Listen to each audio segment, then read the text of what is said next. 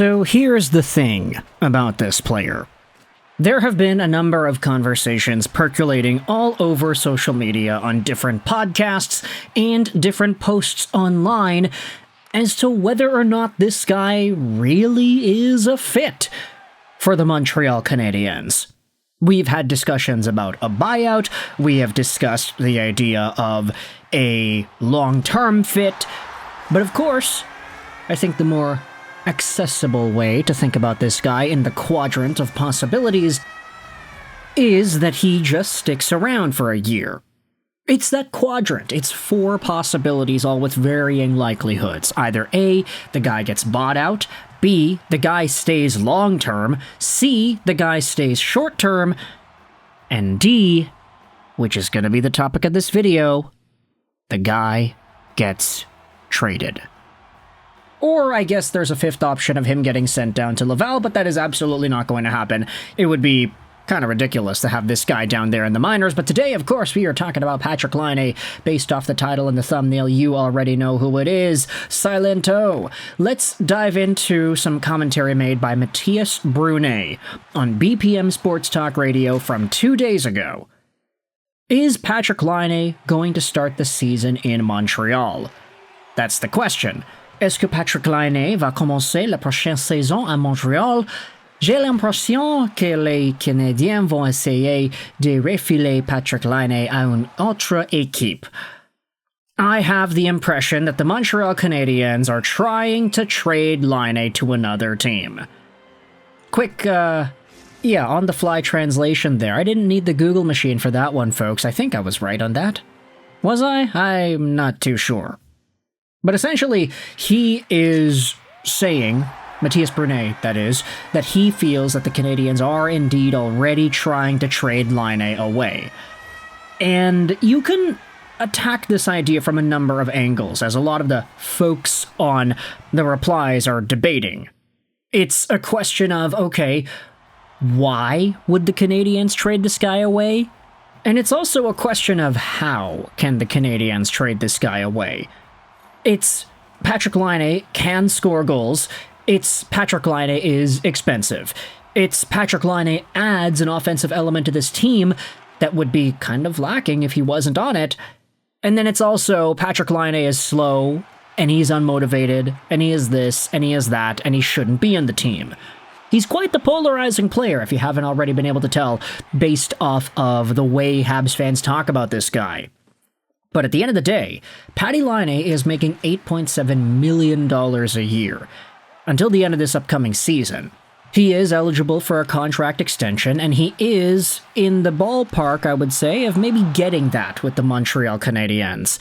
While it's true that he wasn't the most consistent throughout the 24-25 season, it cannot be understated just the impact that this guy had when he was on top of his game.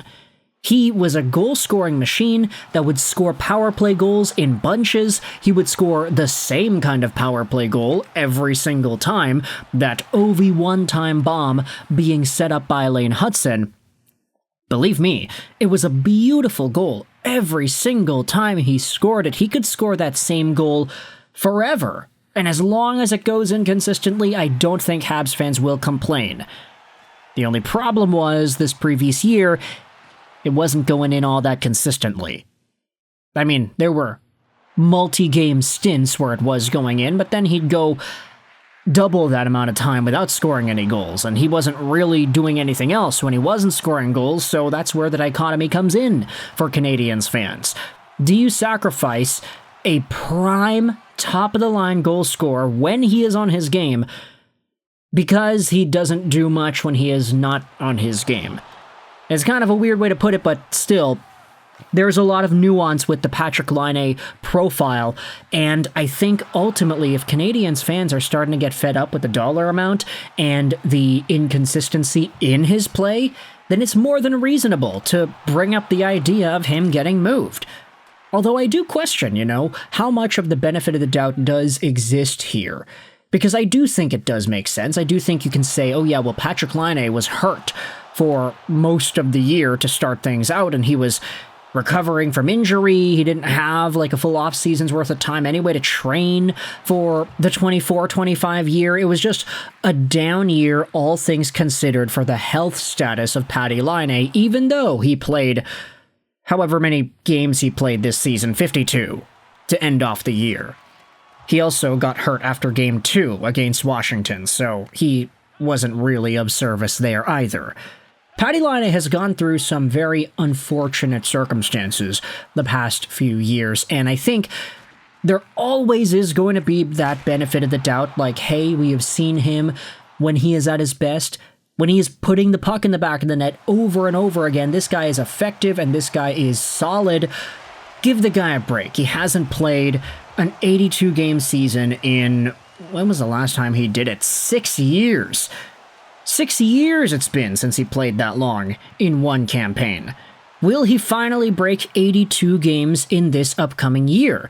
Will he finally be healthy? If you believe he will be, and you believe that the full off-season's worth of training he'll be able to get allows him to play his best hockey more often throughout the year, then okay, you're probably feeling a little bit more optimistic on Patrik Laine, and you're thinking, okay, this guy could probably score 30 goals on a year.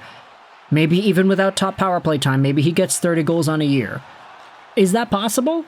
I think it is. It's just, what's the likelihood of that? Is that a 20% chance, a 10% chance, or is it a 45% chance?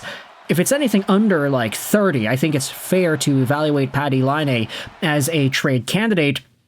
But then again, thinking about the way the NHL is assembled in 2025, I kind of wonder if teams would even be interested in this dude. We've seen teams hold on to the money that they have, because a lot of money is available for these NHL teams now, to try and grab some free agents and try to make some big swings. Guess what? Very few teams were actually able to make big swings. Montreal was one of them because Noah Dobson wanted to come to Montreal, but so many other teams just stuck around with the same guys that they had beforehand because they weren't able to make those big swings.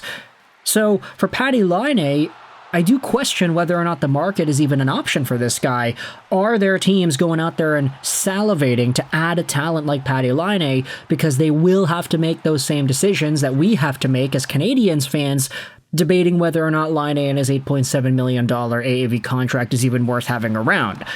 Based off of the talent, based off of the consistency, based off of the goal-scoring support, is this guy a viable option for Montreal?